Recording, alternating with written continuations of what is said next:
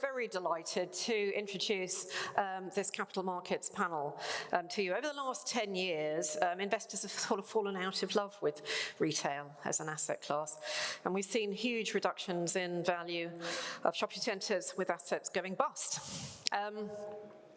So has the market reached the bottom? If we're seeing signs of positive investment activity in the sector again, what's driving this? Who's investing? What are they looking for? So Lucy Winterburn is going to be leading our panel discussion now entitled How to Make Town Centre Retail Investable. And all of these questions and more will be explored with the panel, who Lucy will introduce. Over to you, Lucy. My name is Lucy Winterburn. I am a director in the UK team at Savills Investment Management. I am perhaps a slightly weird moderator for the session because I have an admission to make, which is that I don't invest in this sector right now. I look after a corporate pension fund mandate, the FTSE 100 company, and I've been doing it for a long time, over 20 years, and we can invest throughout the UK in all asset classes. And I have done shopping centres in my past. Names like the Observatory Shopping Centre in Slough, where Woolworths were the anchor tenant, St Tidwell Shopping Centre in Merthyr Tydfil, where Wilkinsons were the anchor tenant, and then a scheme in Enniskillen, which was really easy to go and visit, where we actually doubled the size of that shopping centre and added a Marks and Spencer, so I take that as a bit of a success story. But we decided to pull out of shopping centres in about 2012, 2013, and moved that money into the industrial sector, which has done pretty well. I'm pretty happy with the decision. I've watched shopping centres because I always quite enjoyed being in the shopping centre space, but for good reason, I think, we decided to pull out and go into industrial instead. So as I say, my imposter syndrome sat here right now is going through the roof. But thankfully, the 4 people sat alongside me are all experts in this sector. They're all invested in different ways, providing advice in different ways across this sector. And hopefully, we're going to have a really interesting debate over the next hour or so. The plan is not to ask any questions at the end of this. There is cocktails, and we are watching our clocks to get to the cocktails as quickly as you possibly can. So if you do have any questions, I think everyone's going to join us upstairs afterwards, so please do come and see us afterwards with any questions that you might have. Before we start with any questions on the panel, perhaps we can ask everyone just to introduce themselves. Should we start with Alberto? I joined Eurofund Group 3 years ago from Westfield.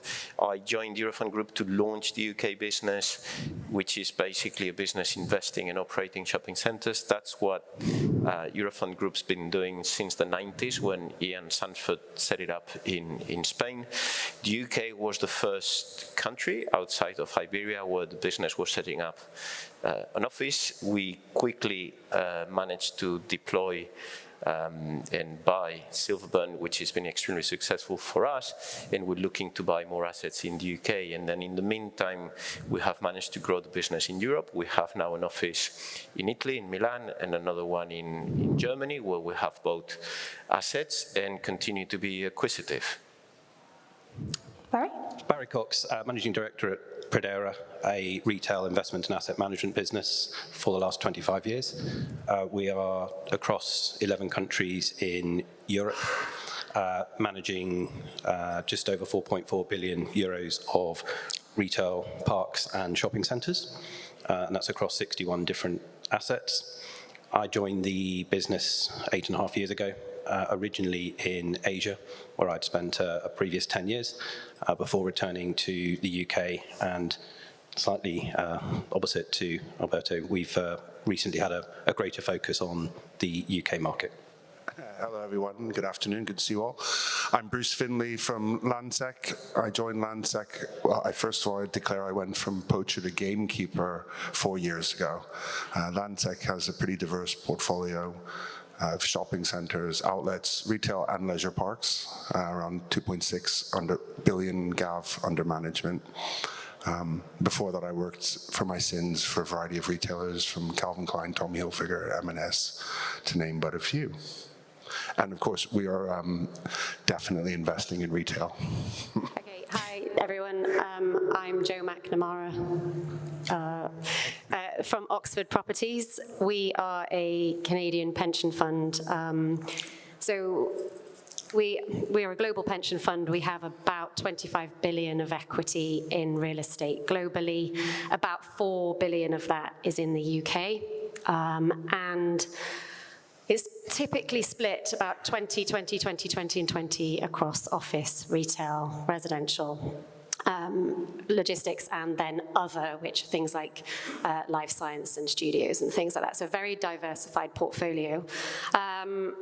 People always say to me, you know, what retail have you done? North America, we own a number of shopping centres, particularly in Canada. But we have not invested yet, and we started in 2010, in any shopping centres in the UK. That being said, we have invested in retail. So in 2020 to 2022, we did about $1 billion. And sorry, my brain works in dollars these days, but we did about $1 billion in retail parks with our partner M7. We also invested in Bond Street, High Street Retail, and Saint-Honoré in Paris. So we've liked the high street retail space. And one of the things I was chatting to somebody upstairs about is, you know, all of our office, all of our residential, the ground floor is always retail. So for us, retail is something that we care deeply about. And I'm not going to say whether I think shopping centres and town centres are investable yet, but I wouldn't be here if I wasn't interested in hearing things. Okay, we'll get her to come back on that later on. So I'm going to start with some questions, if that's okay. Barry, I'll start with you, if I may. This panel session is built on the premise that we are seeing signs of positive investment activity in the town centre, shopping centre environment. Do you agree with that statement? I think I have to say yes to that statement on the basis that over the past 3 years, we have been actively advising a number of funds, primarily North American funds, to invest, particularly in UK shopping centres. And over the last 3 years, the funds have invested over £300 million across a portfolio of a dozen or so shopping centres. What's been slightly different in terms of how that investment has been made, instead of perhaps walking in the front door and making the investments through equity, they've taken the opportunity to be buying smaller stakes through the debt structures that have existed.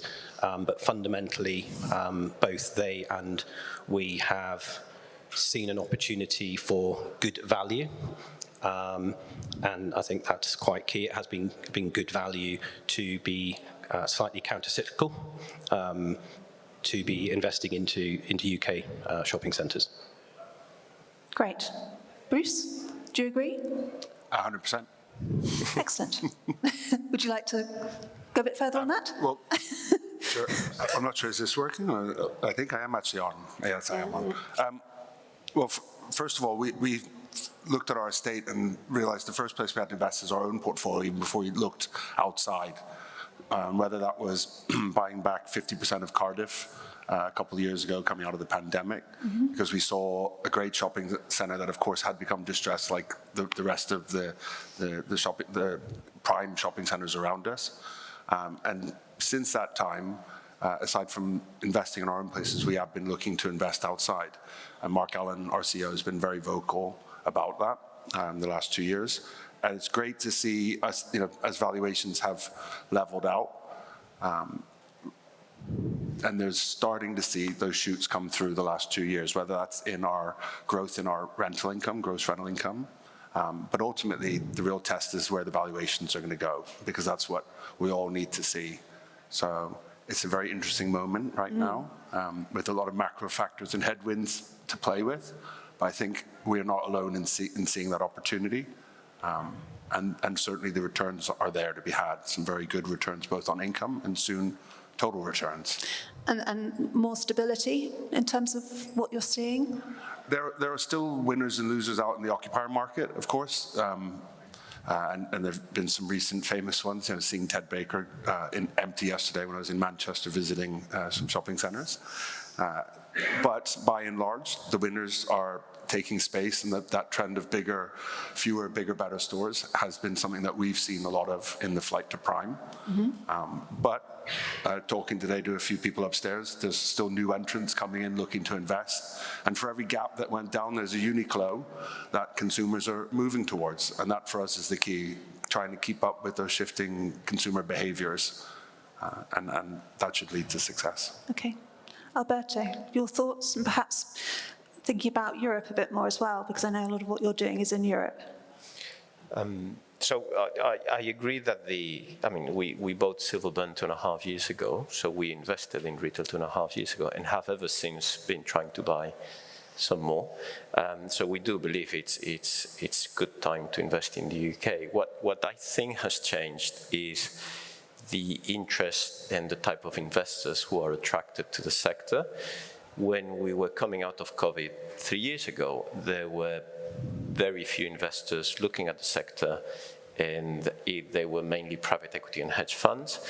We then had a number of transactions with Touchwood, Winterburn, Leeds that gave a little bit of momentum to the market, and you had other players coming in, and then the mini budget happened and the financial conditions changed, and that stopped the market for a period of time.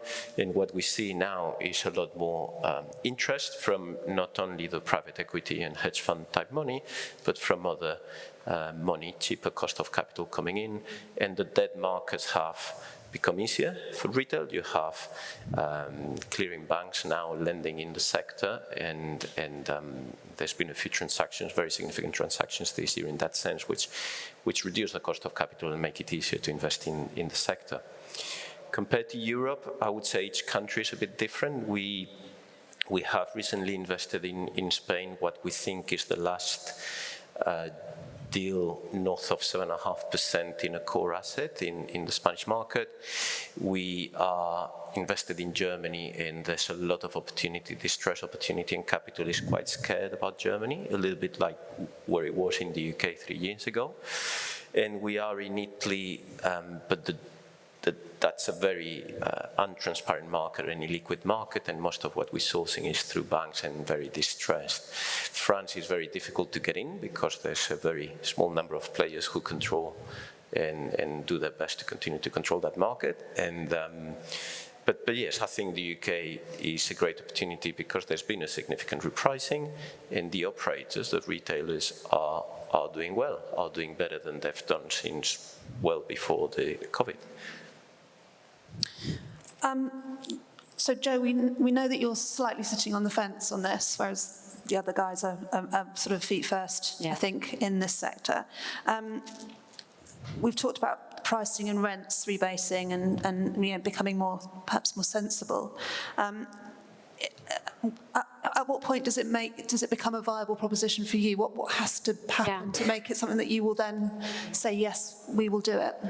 Yeah, so I think we've seen, you guys are seeing NOI either stable or starting to tick up, which is real estate fundamentals, right? Supply and demand, number one, and then rental rebase. Are you seeing income growth starting to get interesting? Yes, right? But the reason I have a but, it's I'm interested and I want to learn, but there are probably top 50 shopping centres. I used to work at Hammerson in 2010, you could have 50 basis points between the top 50 in terms of cap rate. It was somewhere between 4.5 and 5, or 5.5 and 6, or whatever it was. There's a 50 basis point spread. You're now talking in that top 50, probably 200 plus basis points, right? So you need to know which shopping centre you're dealing with. So that's sort of number one. The lot sizes of the best performing shopping centres are big, generally. And so you're putting a lot of capital to work, and retail could be super interesting if it provides a lot of cash, which I think that the fundamental thing for pension fund investors or the other large institutional investors is where does it sit in the other asset classes? I could put money into fixed income, we could put money into equities, we can put money into infrastructure. Why put it into real estate? If we are confident that there's cash coming out, but for the cash to come out, and we're levered buyers, the debt has to be there. And a lot of the debt is long-term debt, and that debt is either fully amortizing or is something and you don't get the cash out. So all I'm saying is, yes, it's interesting, but it's specific not only to the centre, to the lot size, to the debt that's available or the debt that is stapled to it.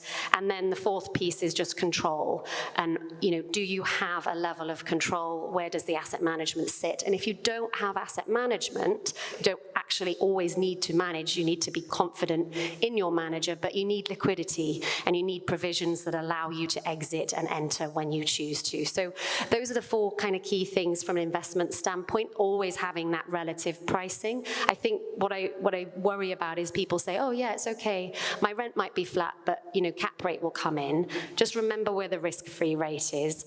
Interest rates may go down, but retail is intensive asset management, so you've got to get paid for that risk.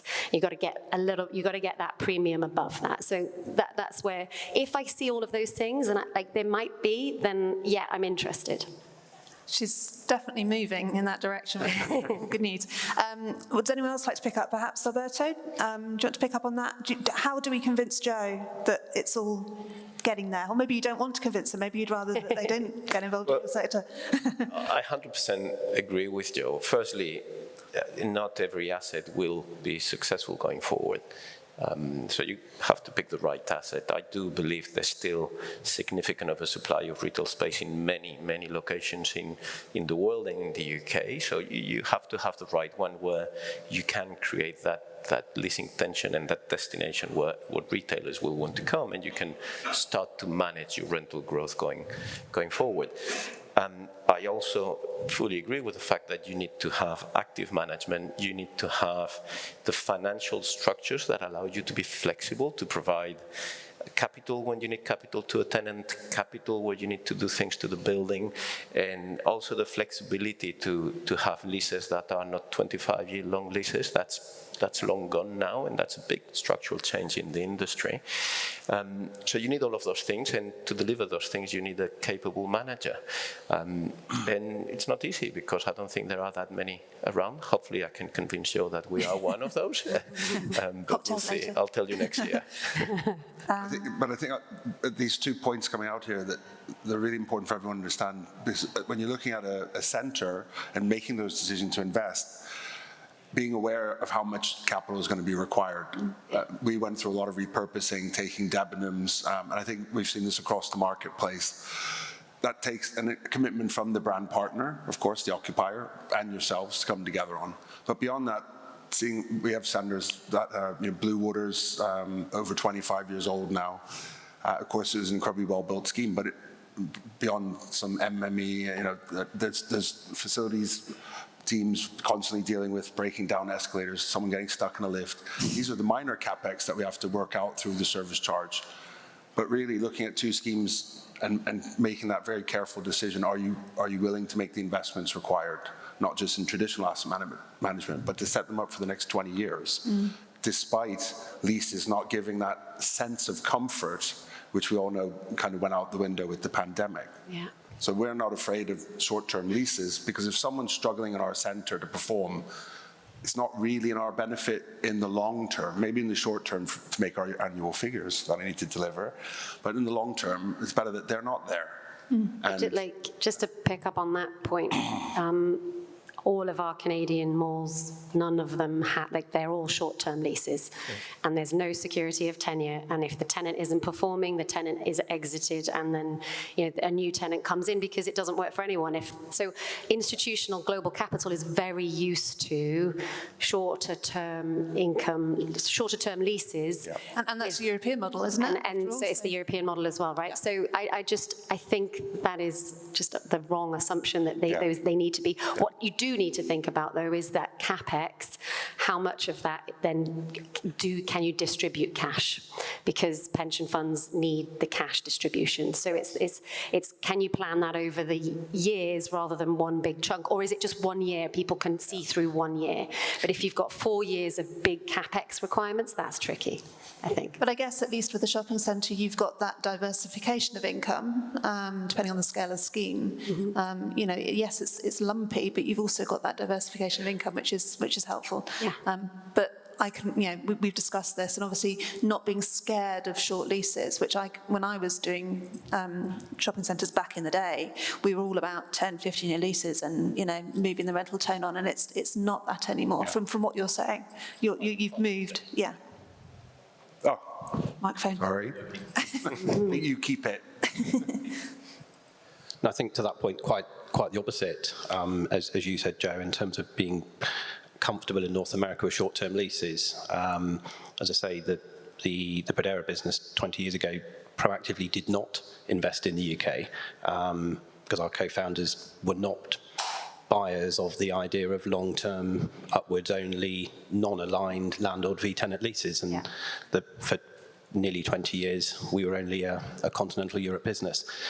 It was the step change that we felt needed to happen in the UK and has happened, and COVID probably was a factor that only made it faster, but it needed to happen. That's given us confidence to come into the UK and embrace shorter term leases, embrace base rents and turnover rent leases, and run shopping centres as an active asset management, living, breathing business, rather than perhaps running it from a spreadsheet. Yeah, and this is something my board's always interested in every time I see them. But to getting them over the last few years to really see the opportunity that a good base rent, of course, within your agreement, but how turnover top-ups create that win-win situation between you and that brand partner. I think you can find for your place the right formula. And for me, that's the key, getting that right, more than the term of the lease. But that the lease has the right dynamics so that when they're trading well, and that you benefit as much as they are, and finding that win-win. Perhaps though, being at risk of upsetting some valuers in the room, part of the challenge as we move though to turnover leases is getting the valuers comfortable to value that income the same. Yeah. And I think that's a challenge for all of us. And some of that probably comes to perfect data. Both in continental Europe and where I spent 15 years in Asia, valuers, and it's the same valuation houses, had no problem valuing turnover income at the same as base income. In fact, a number of leases were all turnover. Perfect example, we had a shopping centre in Shanghai, anchored by H&M, all turnover, valued by one of the top 4 houses. And they put the same yield on it as base rent, and that was 8-9 years ago. You then have the same conversation in the UK, and you've got an H&M deal with the same valuation house, and they're still not sure, will it be there, won't it be there? So I think there's some work to be done in the industry to be able to get the valuations or valuers comfortable to value that income. Yeah. And I guess also around the CapEx point, again, I don't have shopping centres that are being valued, but in the other assets in my portfolio, if you've got CapEx beyond 5 years, it sort of doesn't really count. It's just in the yield. It's just it's just there. And I assume this is a problem for everyone. That you're being very explicit in how you are analysing your assets, both in terms of income, net operating income, and CapEx going into the future. And yet the valuers perhaps aren't necessarily picking up on that, which will then create a disconnect. I assume. I don't know who wants to pick up on that point. Yeah, the main issue we tend to have with valuers is when they value for the banks. Yeah. When they value for us or for our investment partners, they tend to align with how we see the assets, discounted cash flows and things like that. It's when they have to do the valuation for the banks, which is the debt, and back to Joe's point, it's very important that the debt is there, that they adopt a much more conservative and backwards-looking way of valuing things, because they only want to see the weighted average lease expiry and the quality of the tenant. And to be fair, a 3-year lease to Inditex on pure turnover rent, for me, is a much better covenant than a 15-year lease to Cineworld today, for example.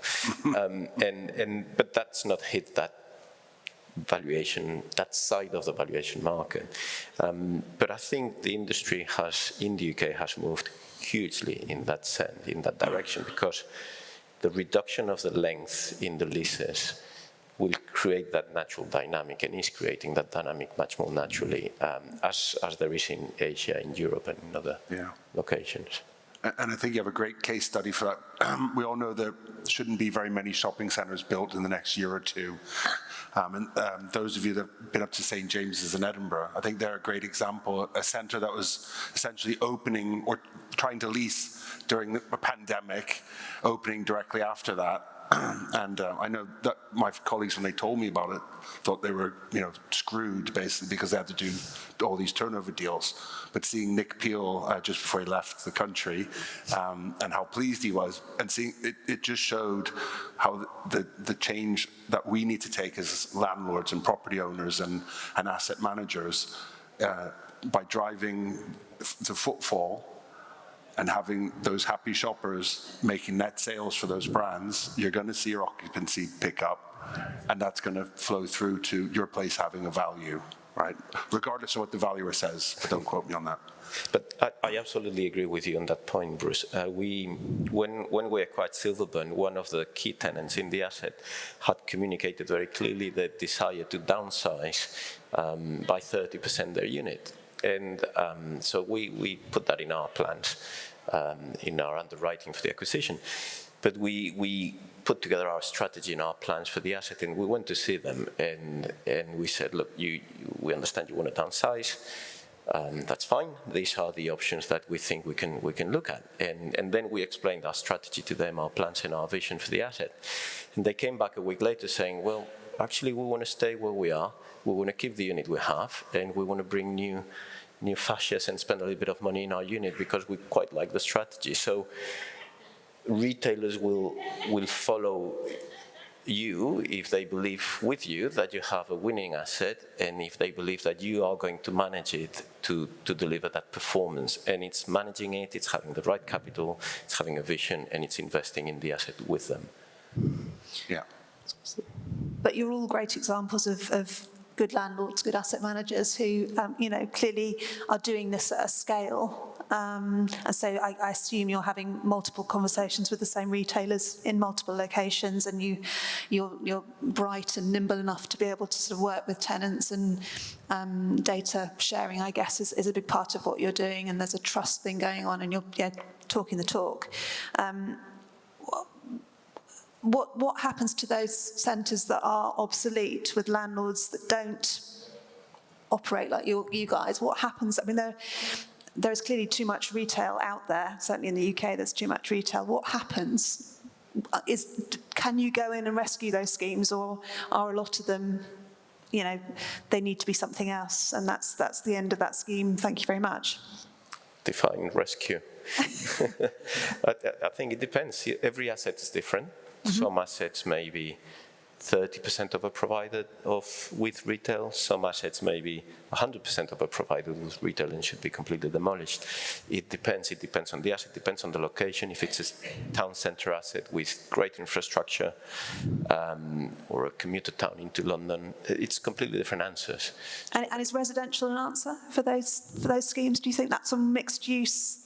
In some cases, yes. Mm-hmm. In some cases, no. There are, I think the last couple of years, the pressures on cost and value in residential mean that the further away you are from London, the more difficult it is for residential to be an alternative. It does truly depend on the location and the asset.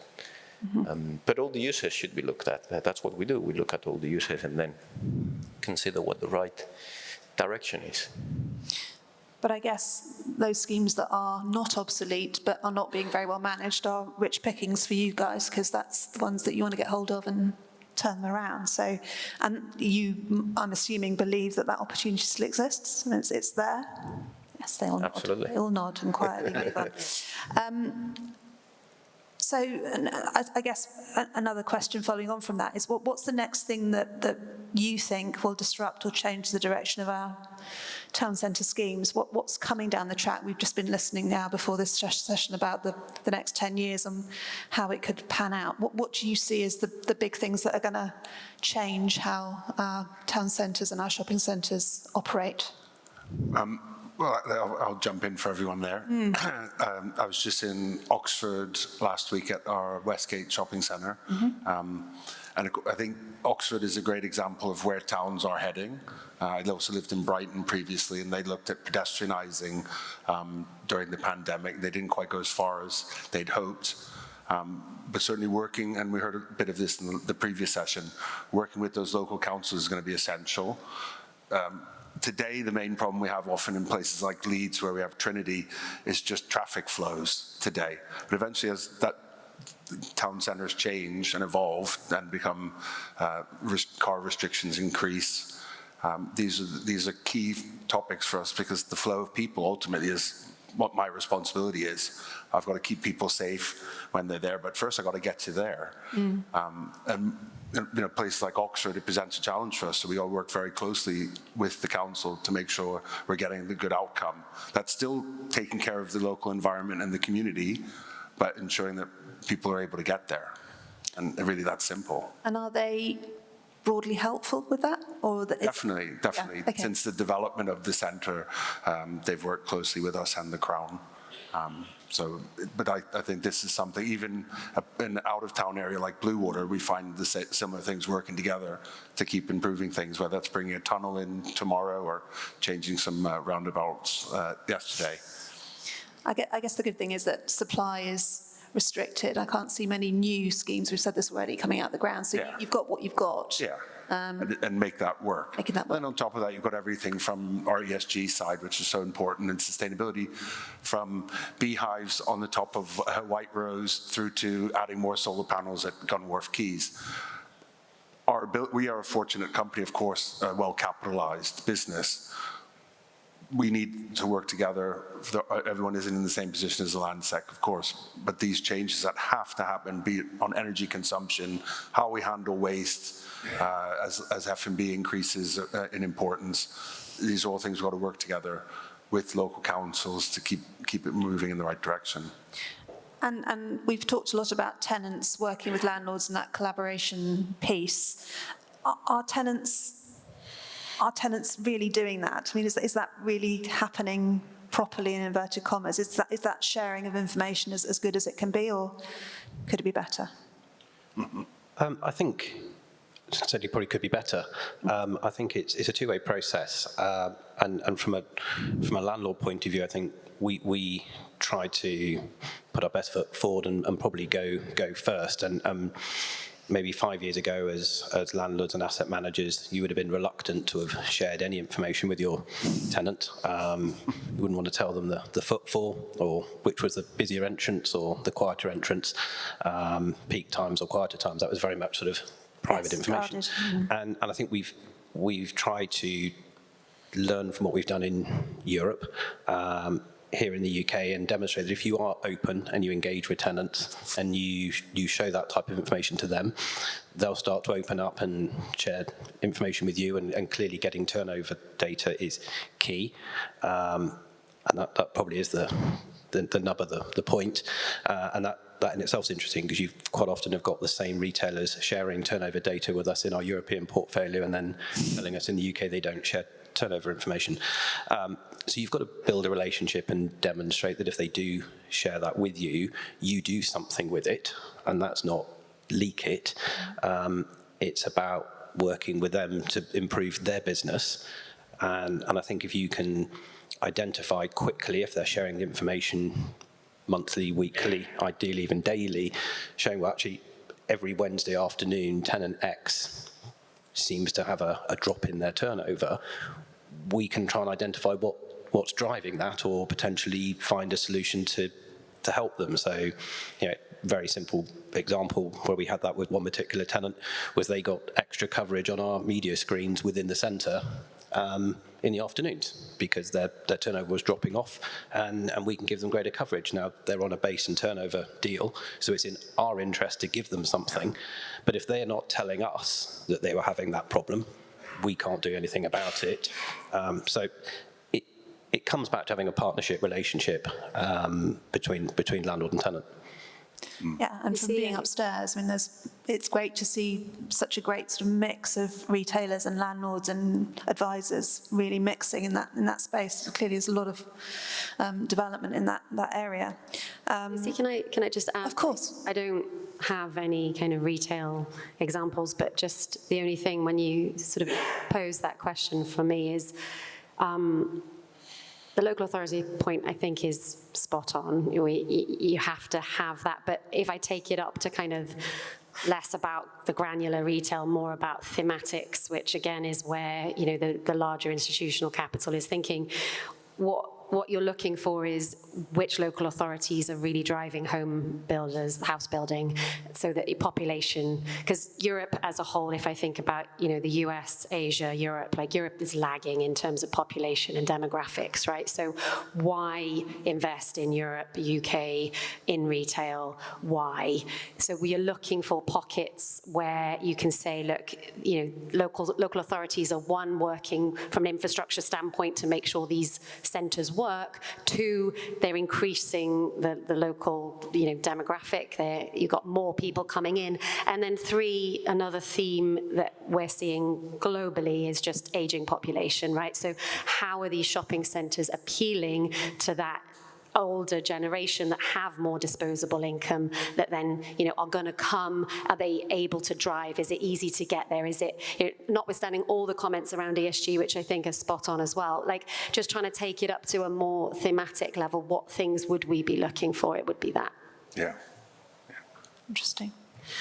Okay, one last thing that I wanted to come on before we try and draw this to a close was around, clearly we've lost lots of the big anchor stores in our schemes. Ones that I was certainly used to working with have disappeared, and there's been lots more since then. And I know COVID's had a big part to play in that.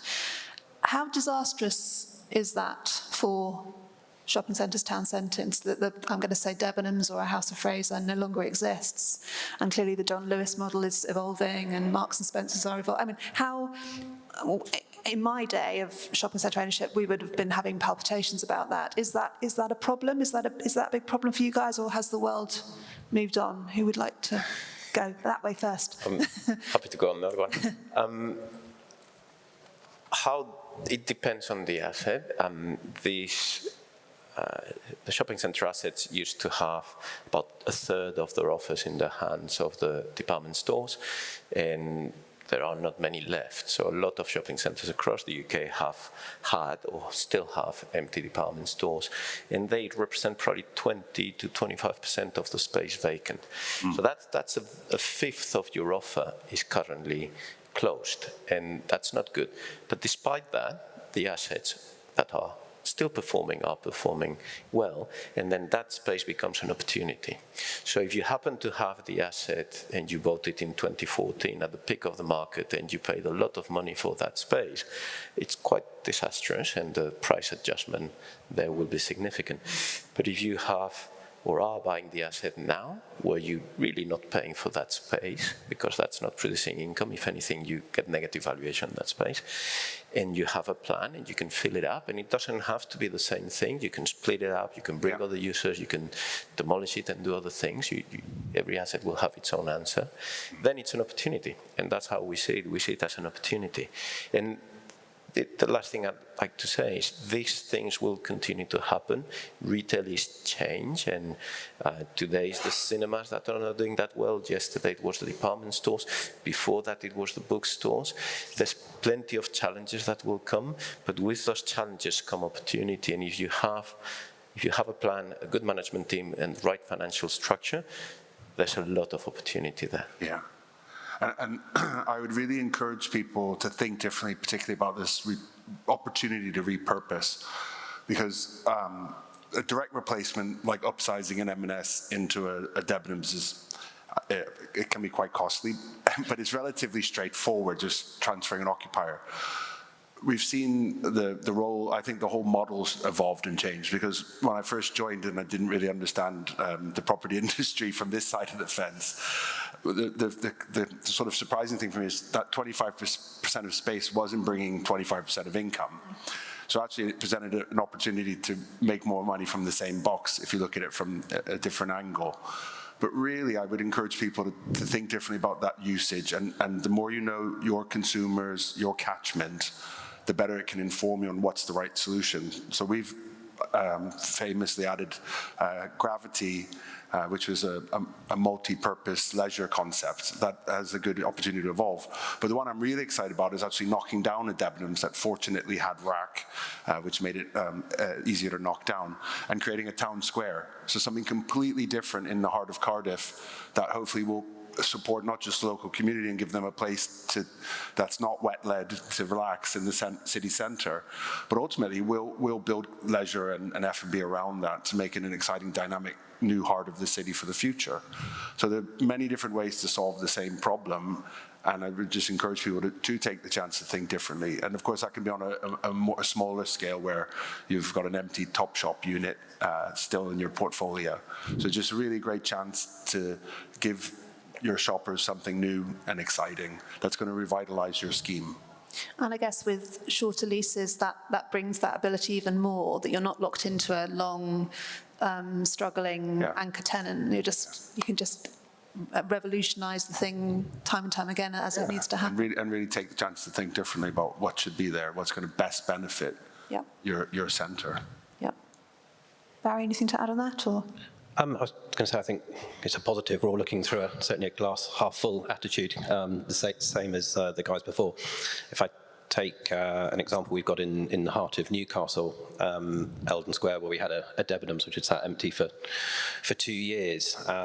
We have coined the phrase that we're introducing 5 acres of rooftop fun by using the Debenhams and the top of the scheme. It sits right in the heart of a fantastic party city. I think most people would agree if they've been to Newcastle, in the UK. And picking up on the point that Bruce made earlier, with the local authority in Newcastle, we have got a superb local authority as a partner who have supported us through a difficult 18 months of work and a big capital investment. But what we will ultimately be able to deliver there next year won't be retail, but it will be taking the Debenhams that was built and introducing leisure, entertainment, a new music venue in the heart of the city that'll be capable of over 1,000 people to attend for live music, right in the heart of a major city.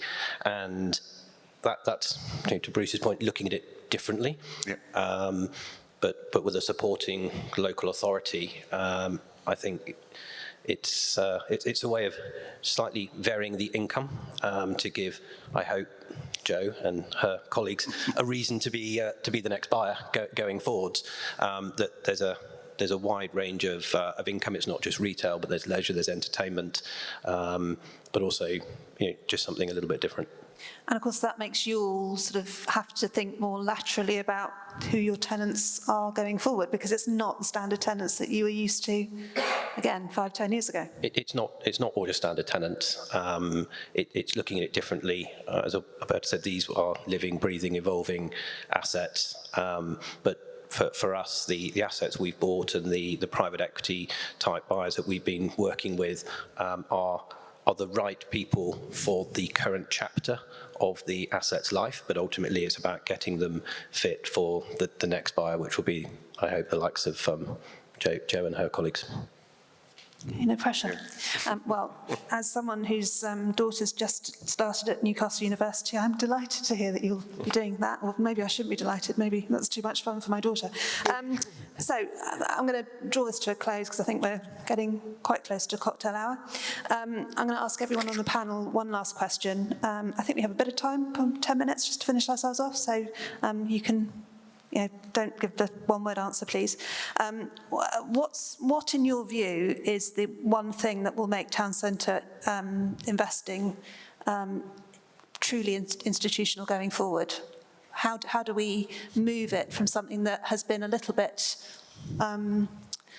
not on everyone's radar, to something that is far more standard? Or maybe you don't want it, but let's ask the question anyway. What do you think is the one thing that will turn it and make it more institutional? Let's start at this end, because Joe has to finish this off. So if by town centre you mean town centre retail? And shopping centres within, perhaps let's talk about shopping centres, because I know that's what you're all... And shopping centres, I have always thought, thought that shopping centres are institutionally investable, and in my career, they've always been one of the 3-4 main areas of investment. We've been through a very difficult period, I think, of 10 years, where the changes in the in technology, in the way people behave in relation with retailing and meeting each other, and all of those things have changed significantly. But people still want to get out of their homes and spend time and money in buying things or buying experiences and being with other people. And I think that will continue to be the case for the next 2,000 years, as it has been for the previous 2,000 years. What will make it investable will be down to an asset level analysis, where you can, if you can demonstrate that your NOI is sustainable, and that is sustainable because the destination will continue to be attractive, and there is a balance between supply and demand of space, then I think that will continue to be investable. Then there will be different types of money with different types of appetites at different points in the cycle, but I think it will continue to be investable. Okay. Barry? Perhaps I take a slightly different stance for something else that I think is important, and it goes back to the last comment I was just making. If you're going to be buying a large city centre shopping centre, city-based shopping centre, by definition it's going to be large scale and a large investment, as Joe mentioned earlier. And for that to be sustainable through your hold period and beyond, I think looking at the likes of Newcastle as a local authority is absolutely key. You need a partner in your city that is going to support you, because for sure, if not just your hold period, but the next buyer's hold period, things are going to need to change. Retailers will come and go, leisure operators will come and go, consumer taste will change, and you need to know that you've got a local authority that's going to support you, so that you can make change to stay relevant.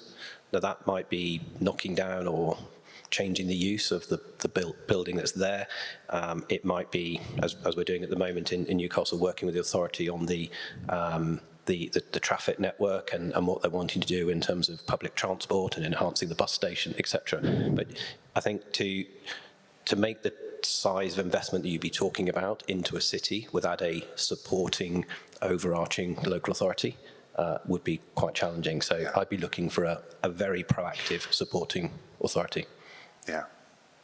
And I guess on the back of what's just happened in the elections, you'd like to think that's what you're going to see. I mean, they'd be crazy to sort of not try and support you or support this sector, because it's the sort of life and blood of everything that's going on in their town centres at the end of the day. I'd like to think so. Some are better than others.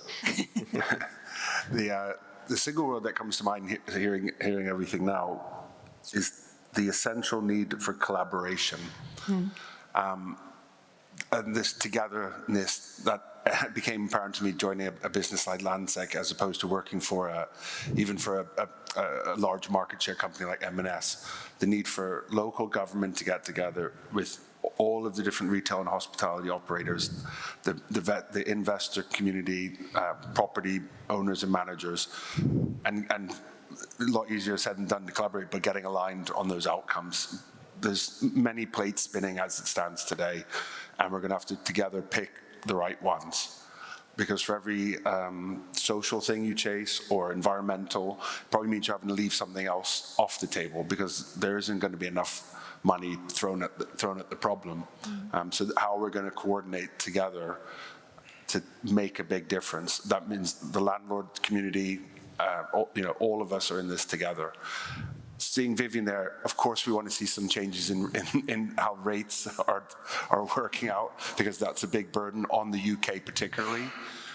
Talking to the Inditex guys, why are there 70 Bershkas in France and only about 8 in the UK? It's rates. in the mix of the occupancy costs. So there are a few things we do need to tackle urgently and find a good solution, but it's going to be through collaboration that we get through this. I think I have to agree with all of the panelists. So for me, the point that really doesn't come out is how much of a part of the community that shopping centre or that town centre is. It is the community. It brings the community together, and how the property industry works with those local authorities to showcase all of the things that that shopping centre brings and does. The new town square in Cardiff happens to be my hometown, so I'm excited.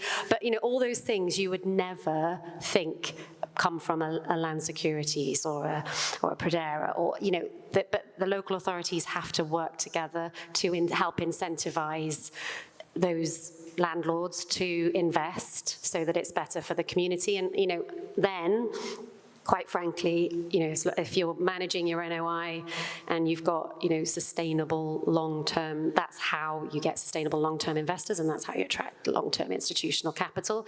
And it's not always about the E of ESG, it's about the S. And so highlighting all of those points in a more succinct way and working together with the local authorities has to be a thing. Yeah. That's a very positive note to end on. I like that. Thank you very much. And I think from my point of view, you know, I would say that sentiment is not just shopping centres. I think it's all real estate. You know, this collaboration piece with us working closely with our occupiers and our supply chains and our local authorities. It's really key to making any bit of real estate work at the end of the day. I think we're out on time. Got that.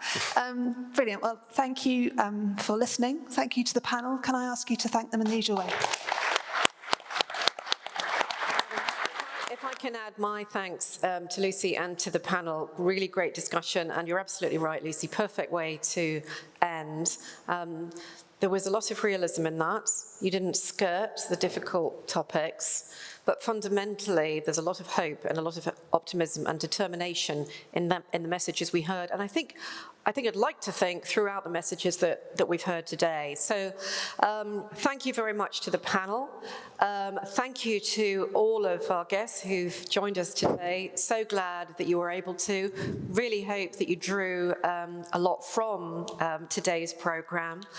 And please do now join us for cocktails, which we've been talking about all day. You might think it's a slightly obscene hour to having cocktails, but we don't. Up the stairs, to your left, go by the green sofas. We'd love to see you there, and I think our panel is going to join us, so if you've got some burning questions that you want to ask them a little bit privately, there's your opportunity. So thanks again, everybody. Thank you.